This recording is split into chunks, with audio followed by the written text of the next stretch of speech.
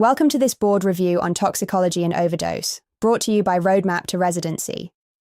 Poisoning questions look intimidating, but they are some of the most pattern-based questions on the entire exam. Almost every one of them reduces to recognizing a toxic syndrome from the vital signs in the exam, and then matching it to the right antidote or the right next step. Our goal today is not to reteach all of pharmacology. It is to show you how these stems are built and how to attack them quickly. Make sure you are also working through your question bank and the toxicology chapter of a trusted review resource alongside this video, because these patterns stick best when you drill them. Let us get started. Here is what we are going to cover today. First, we will learn how to recognize the toxic syndrome straight from the vital signs and the physical exam in the STEM, because in poisoning questions, those findings are the diagnosis. Second, we will match each poisoning to the right antidote and the right next step in management. Third, we will pull apart the dangerous look-alike diagnoses, especially serotonin syndrome and the malignant syndrome tied to dopamine blockers. Along the way, we will walk through several practice questions together and explain exactly why each answer choice is right or wrong. This video assumes you have baseline knowledge from your review resources. We are here to sharpen how you attack the questions. Our first strategy is to identify the toxic syndrome before you even look at the answer choices. In a poisoning question, the vital signs and the eye findings are the diagnosis. Scan the STEM for the heart rate, the breathing rate, the temperature, whether the skin is sweaty or dry, and the size of the pupils. Pinpoint pupils with slow breathing point you one direction. Large pupils with a fast heart and hot, dry skin point you another. Once that cluster of findings names a single toxic syndrome, the antidote and the next best step usually fall right into place. Train yourself to convert the scattered exam findings into one named pattern first, and only then read the options. The pattern will pick the answer for you. Strategy 2 is to stabilize the patient before you reach for the antidote, and this is where a lot of test takers slip.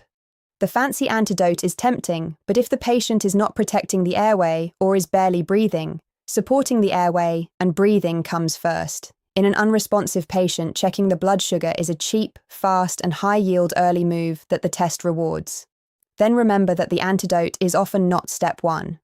When two choices both look correct, ask what this patient needs right at this moment. Supportive care, fluids, and close monitoring are the answer far more often than a dramatic intervention. Reserve the aggressive treatments like dialysis or a specific antidote for the level of poisoning that truly calls for them. Match the intensity of treatment to how sick the patient actually is. Let us build your Toxidrome pattern library, because recognizing these clusters is what makes poisoning questions fast. First pattern, pinpoint pupils, slow, shallow breathing, and a sleepy patient. That is the classic opioid picture. The breathing problem is what kills, and the move is to support breathing and give the opioid reversal agent Naloxone. This is one of the most testable patterns in all of toxicology. Second pattern, a fast heart, a high temperature, large pupils, and agitation. That suggests a stimulant or an anticholinergic picture, and the skin is your tiebreaker. Dry skin points toward anticholinergic, while heavy sweating points towards sympathetic overdrive or withdrawal. Third pattern, read the muscles.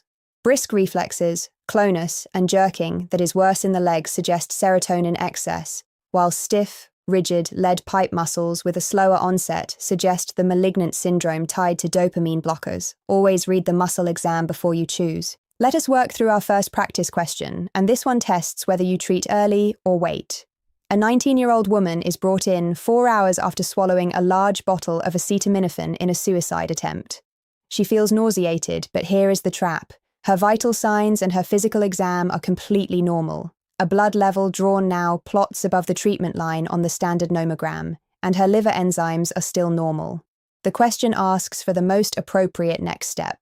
Pay attention to that level above the treatment line, and do not be fooled by how well she looks right now. Read the 4 options carefully and pick your answer. Then we will walk through the reasoning together on the next slide. Let us break this down step by step. First, spot the pattern. We have a known acetaminophen ingestion with a measured level that sits above the treatment line on the nomogram. The normal exam and the normal liver enzymes are the whole trap, because early after this ingestion the patient looks well even though serious liver injury is already on the way. Second, apply the rule. When the level is above the treatment line, the antidote N-acetylcysteine should be started without delay, and it works best when it is given early in the course. You do not wait for the patient to look sick or for the enzymes to climb. Third, Eliminate the wrong answers. Waiting for enzymes to rise wastes the very window where the antidote helps most. Giving charcoal and discharging her ignores a level that is already toxic.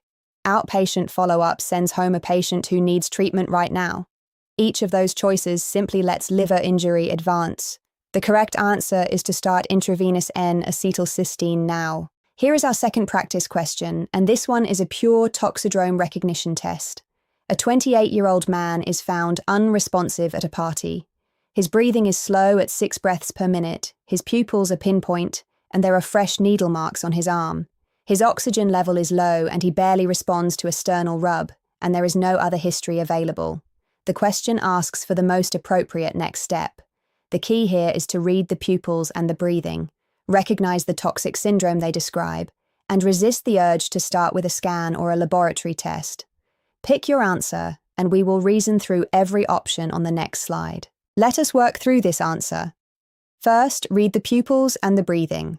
The stem hands you the toxidrome on a plate, with pinpoint pupils, slow, shallow breathing, a depressed level of consciousness, and fresh needle marks. That is the textbook opioid picture, and the slow breathing is the immediate threat to this man's life, so you cannot afford to get distracted by scans or laboratory tests first. Now, why does the antidote win here? You support his breathing and give the opioid reversal agent Naloxone, which rapidly reverses the slowed breathing and wakes him up. The head scan delays life-saving treatment in an obvious poisoning. Fluids alone do nothing for the breathing. Antibiotics treat a sepsis he does not have. The correct answer is to support breathing and give Naloxone. Recognize the pattern, treat the airway and breathing, and reach for the matching antidote. Let us talk about sedative overdose, covering benzodiazepines and alcohol, because these questions hinge on one clean idea. Both of these cause sleepiness, slurred speech, and slow breathing, but unlike opioids, the pupils here are usually normal in size. For most of these patients, the right answer is the unglamorous one, which is protecting the airway, supporting breathing, and watching them closely while the drug wears off. Be very careful with the benzodiazepine reversal agent flumazenil because it is usually a trap answer. In a patient who is dependent on these drugs, that reversal agent can trigger dangerous seizures, so the test rarely wants you to pick it. Now flip the picture, because the danger reverses. A heavy drinker who suddenly stops can become tremulous, sweaty, fast, and agitated, and can progress to seizures and to the confused, unstable state known as delirium tremens. The board answer for significant alcohol withdrawal is a benzodiazepine, which is the very same drug class that was an overdose risk a moment ago. The direction of the problem, too much drug or sudden withdrawal, decides the treatment. Here is our third practice question, and it asks you to separate two dangerous lookalikes. A 24-year-old man started an antidepressant in the serotonin-raising class 3 days ago, and today he took a migraine medicine from a similar serotonin-raising class. He arrives agitated and sweaty with a fast heart, a high temperature, large pupils, and brisk reflexes with clonus that is worse in the legs. The symptoms came on over several hours. The question asks for the most likely diagnosis. The keys here are the two recent serotonin-raising drugs, the rapid onset, and especially those overactive reflexes with clonus. Choose your answer, and we will reason through every option on the next slide. Let us break down this answer. First, spot the clues. Two serotonin-raising drugs were started within days of each other, and the symptoms came on rapidly over hours. The combination of agitation, a fast heart, a high temperature, large pupils, and especially brisk reflexes with clonus that is worse in the legs is the signature of serotonin excess. The drug history plus those overactive reflexes seal the diagnosis. Now the key distinction from the wrong choices. The malignant syndrome from a dopamine blocker is the great mimic, but it comes on slowly over days and shows stiff, rigid, lead pipe muscles with sluggish reflexes, not the brisk clonus you see here. A simple viral fever does not cause clonus or this drug history. A thyroid hormone crisis would not fit two brand new serotonin drugs. The reflexes and the timing are your tiebreaker every time. The correct answer is serotonin syndrome.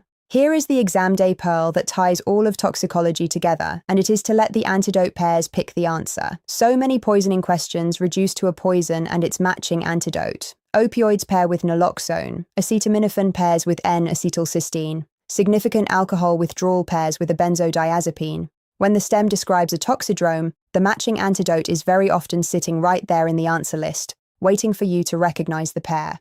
So the first move is to name the poison, then find its partner. For the dangerous lookalikes, lean on two features: how fast it came on and what the muscles are doing. Serotonin excess is fast, with brisk reflexes and clonus. The malignant syndrome is slow, with stiff, rigid muscles. Read the timing and the muscle exam before you commit, and the correct diagnosis will usually separate cleanly from its mimic. Recognize the pattern, match the antidote, and use onset and muscle tone to break the ties. That wraps up our review of toxicology and overdose. Remember the core ideas we covered today. Identify the toxic syndrome first, because the vital signs and the pupils are the diagnosis. Stabilize the airway and breathing before you reach for any antidote, and check the blood sugar early in the unresponsive patient. Match each poison to its antidote, with opioids and naloxone, acetaminophen and N-acetylcysteine, and significant alcohol withdrawal and a benzodiazepine. And separate the dangerous lookalikes by onset and muscle tone, where serotonin excess is fast with clonus and the malignant syndrome is slow with rigidity. The best way to lock all of this in is to drill toxicology questions in your question bank under timed conditions, read every explanation even on the ones you got right, and keep a one-page chart of poisons and their antidotes. Visit roadmap-to-residency.com for expert tutors and residency advisors who can help you build a personalized study plan. If you found this video helpful, please like and subscribe so you do not miss our next board review session. Good luck on your exam, and we will see you in the next video.